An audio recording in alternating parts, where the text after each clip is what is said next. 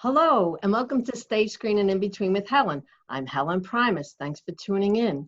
We'd like to start the show by saying thank you to all our hospital workers, first responders, all the essential workers. We're very grateful for everything you're doing during this pandemic.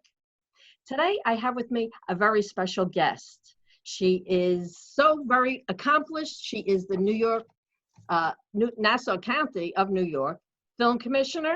She is also the co-owner of Intention Films and Media. She is the vice president of the Long Island Film Foundation. She's a member of the Long Island Film Expo. She is a writer, a director, a casting director, an author, if I didn't say that already, and a Reiki instructor, the wonderful Debra Markowitz. Debbie, how are you doing? I'm great, thank you. Thanks for having me on today. Oh, thanks for being here. How are you doing in this pandemic? It changes day by day, but I'm doing pretty good, better than most, because Okay. I'm lucky enough that I can work from home. So Okay. I've been doing that. It goes through phases. We went through the crisis eating phase for 2 weeks, then we went through the crisis shopping phase for 2 weeks, Yes. and now I'm sort of getting into the routine of at least working out. Maybe not as hard as I'd like to, but I think everybody deserves a little forgiveness for whatever they can or can't do right now. But we're doing good. I'm thankful that my family's healthy, and that I've been healthy. I did lose a couple of friends. It's Yeah. different times, but all in all, I'm doing well. Yeah, and we'd like to give our condolences to everybody that's lost a loved one during this. Mm-hmm. And I believe, Deborah, you went to a virtual funeral. I know I did. Yeah. And what was that experience like? Because this is a tough time to pass on, Yeah, it was very bittersweet. It was good in the way that she was able to have something, and her family from all over the world was able to attend, which maybe Right. they would not have been. Mm-hmm. So I was glad to be a part of it, but it was very bittersweet because this is different. This is what our life may be, Yeah. now, Yeah. for at least now. So that Yeah. was kind of interesting, but you I know have what? The lost one good someone thing that I is, had interviewed, but he did not die because of the pandemic. And it was a military funeral, and it's a young guy, so hard, to pass during this time. But I was able to view it over the internet, But tough time for everybody, really sure. unbelievable. This has really snuck up on us, hasn't it? I mean, Oh, when it we had is. 9/11, 9/11, that snuck up on us, but it was a big boom. right. This is so silent. I mean, we could be sitting here right now and not know we're carriers of Mm-hmm. COVID-19, right? Absolutely. So, but you're in a good spot. You have your husband, John, with you, and you're co-owners of Intention Film and Media. So you've got your soulmate there with you, right? Yes, I do. Yes, I do. I'm Yes. very thankful that John and I really get along since we're spending so much time together, but we do enjoy each other. And we also work together through Yes. Intention Films and Media. And whatever I can't do, he does. Either he's line producing or I am. He's a director of photography. He is also a gaffer and a grip and whatever else I need. And then I write and direct. But I just did a short film called Gem in the Photo Op, which was his idea, but I wrote it for him. So that was Oh, kind of that's cute. fun. What is that about? Gem in the Photo Op? What's that about? Yeah, it's a little film we did in one day. It's about a woman who is convinced, played by Diana Durango, who's convinced that there's a camera following her in the house, and her husband doesn't believe it. So it's just, and it would be so perfect for right now, Yeah, I was But just thinking that. yeah, but that was fun. And the husband is played by Jimmy Prevasilis. And it was a fun little piece, but John came up with the idea and I wrote it and we sat down and tweaked it and he shot it and I directed it. And so that was kind of fun. That's so good. Now, some people are saying when this pandemic is over, I don't want to see red carpets. I don't want to know about celebrities. The real celebrities are the people that are working in the hospitals, the grocery workers, the gas station attendants. I think that's all true. But what do you think about the part that movies and television are playing for the people that are stuck in?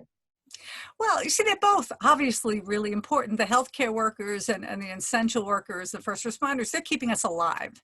Yeah, And it's almost like the art is giving us a reason to be alive.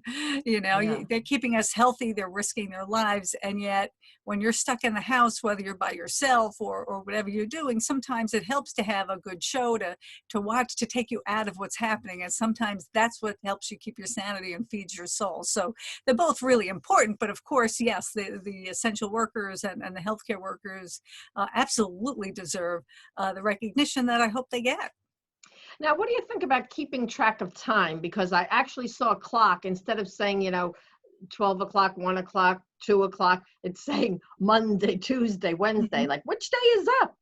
Oh, see, that's the one thing that's really bizarre because you just don't know what day it is. Yeah. And there was a Saturday where I was working for about 3 hours, and all of a sudden I went, "Wait a minute, it's not Friday, it's Saturday," and I had to shake my head. And sometimes you wake up knowing what day it is, and by the time half the day's over, you still have no clue again.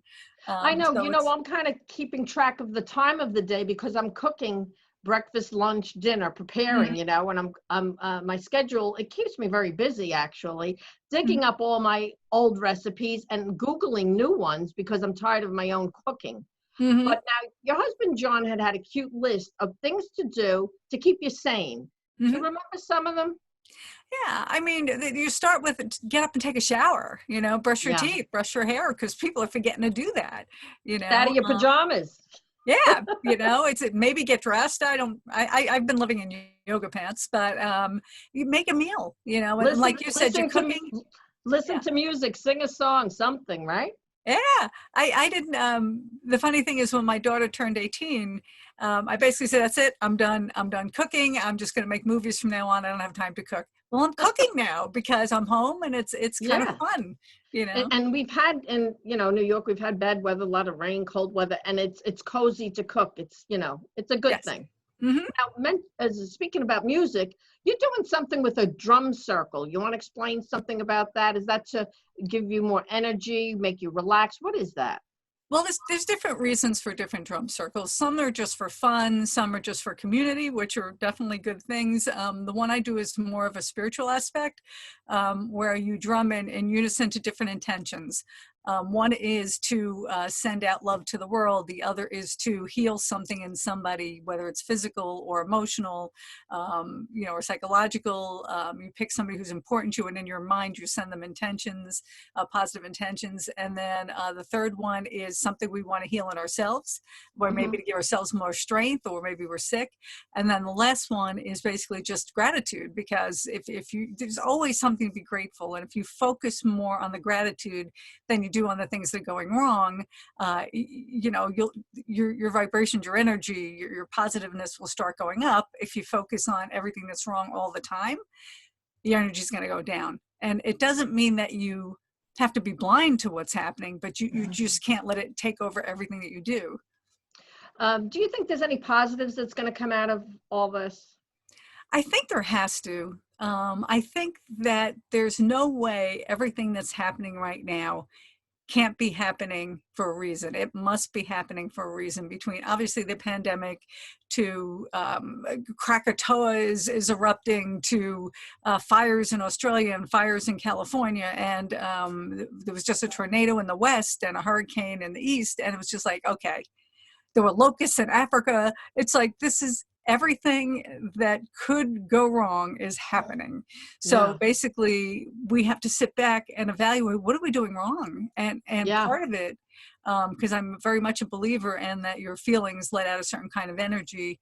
And I think part of it is people are so angry that I don't even think they know what they're angry about Mm. sometimes, because they've gotten so used to this spewing out names and just attacking the minute they see one word that upsets them.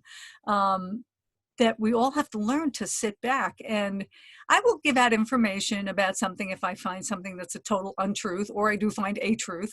But for the most part, I will just try and have a civil conversation, or I won't even go there, because it's, if somebody's got their mind made up for something, and anybody who tries to touch that makes them explode, you need to just step away from it.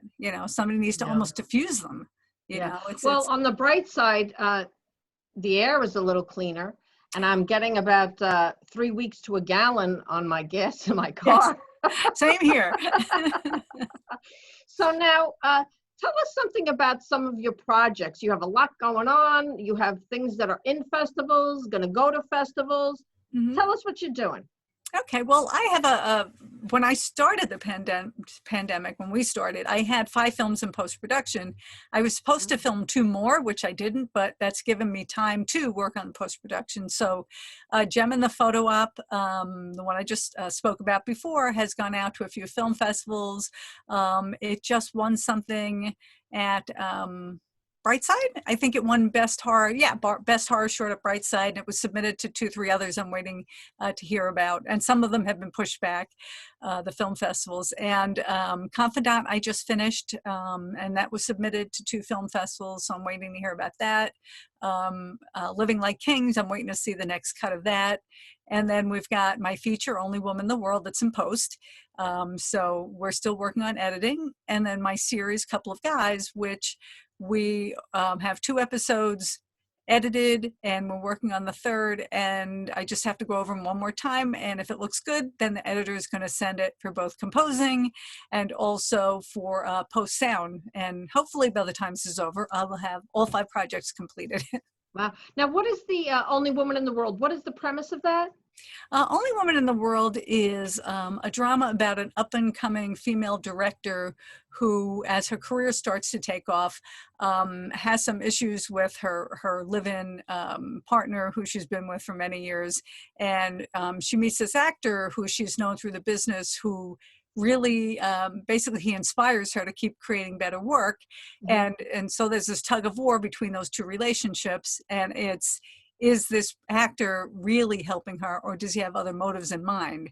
And it's just in the end it comes down to pretty much love and forgiveness is what the basis of it all is.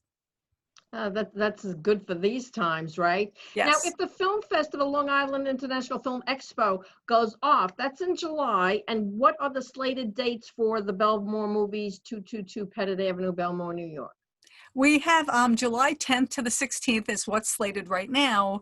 We do have alternative dates, I believe, for August and September. So if this is put off, then we can just move it another day, to another week. Just take the whole schedule and basically put it in, another time slot.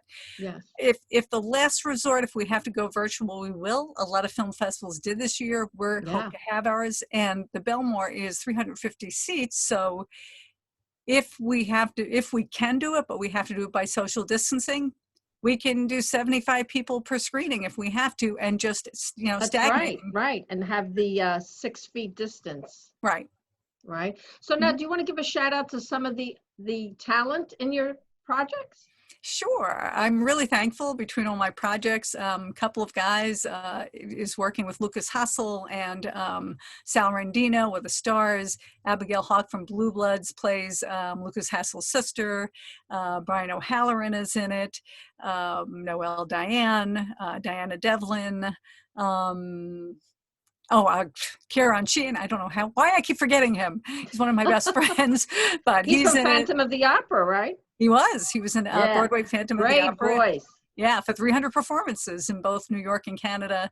And he's in it. And he's actually in Only Woman in the World. He's the lead in Only Woman in the World, one of the leads. And then he's one of the supportings in Couple of Guys.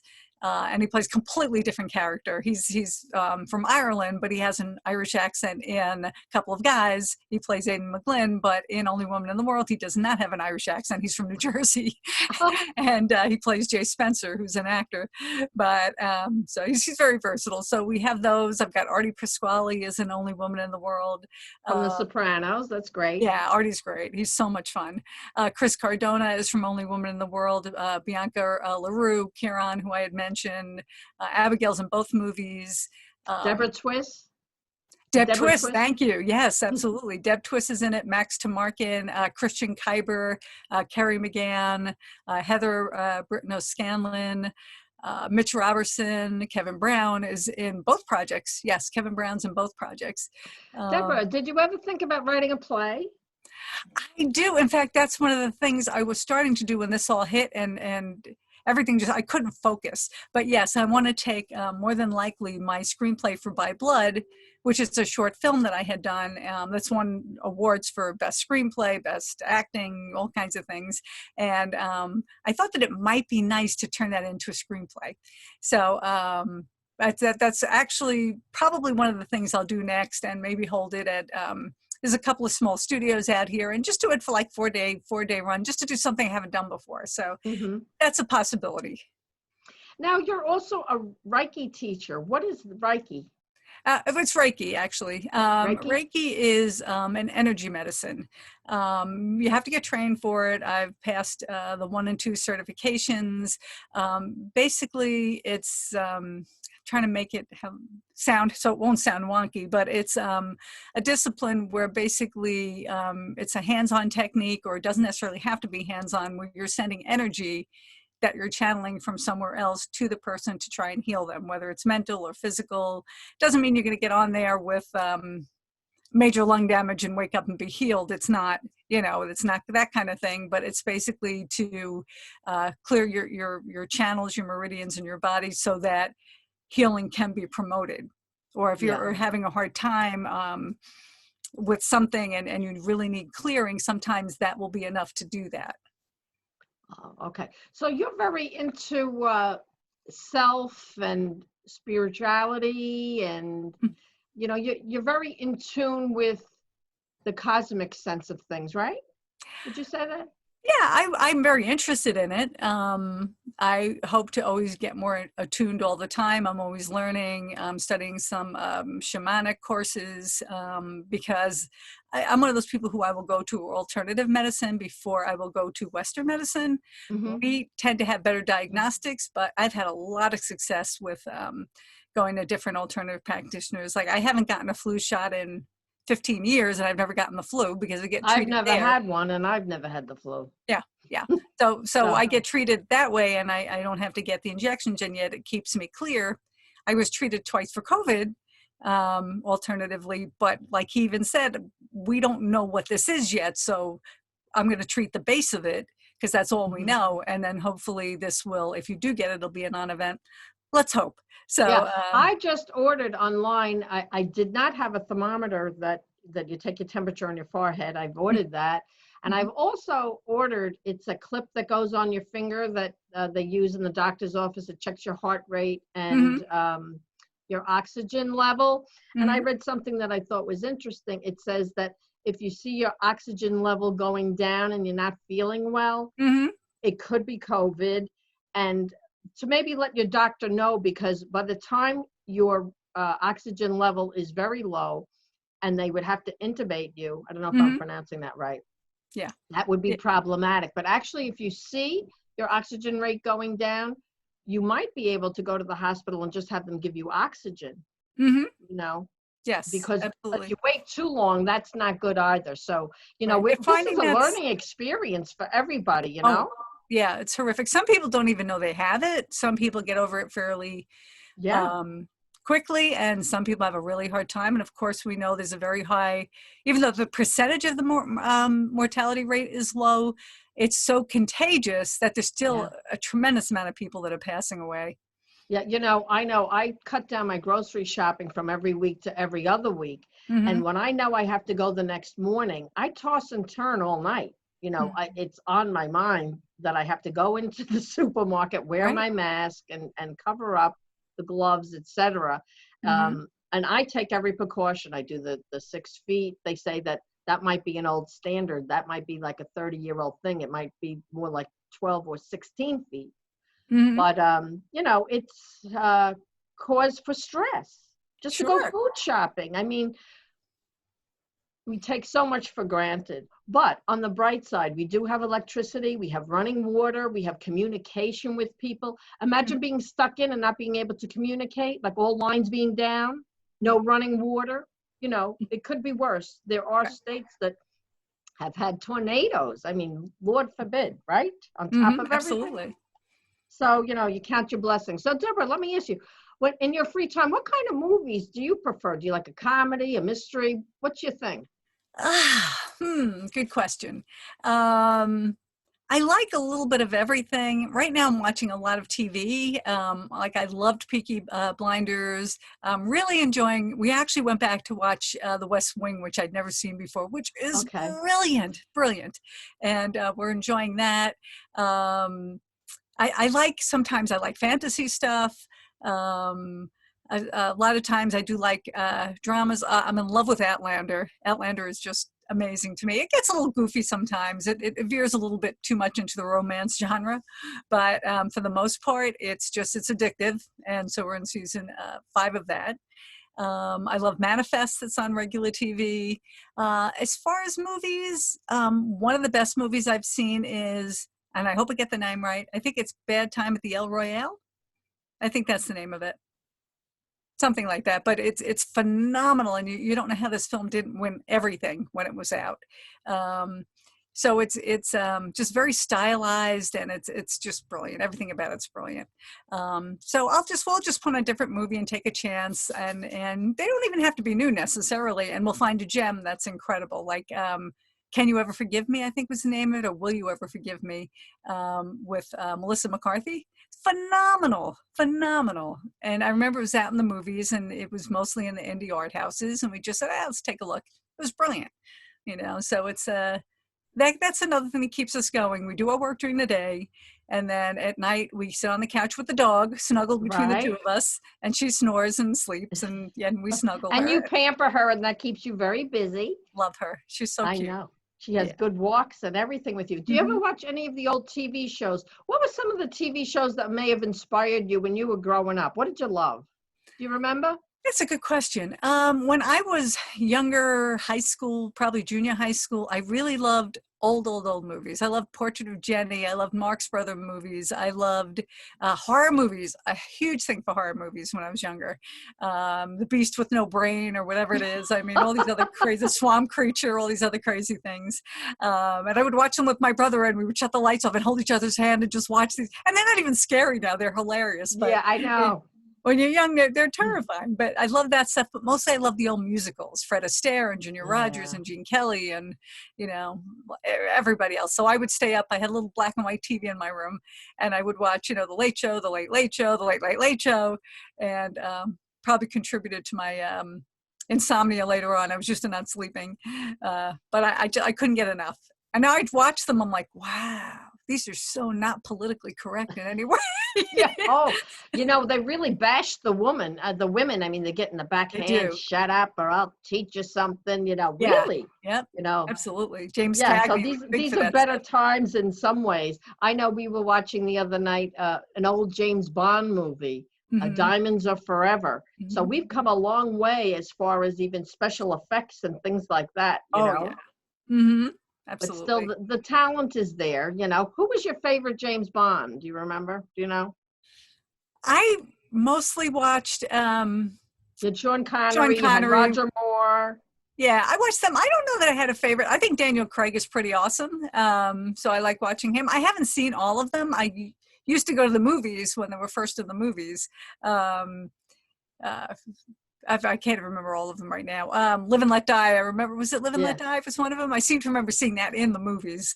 Well, Hollywood is at a standstill, and everybody's chomping on the bit to get back to work, but everybody's doing things now virtually. I mean, people are realizing, even as far as working from an office, we can work from home. So I wonder how that's going to affect things in the future.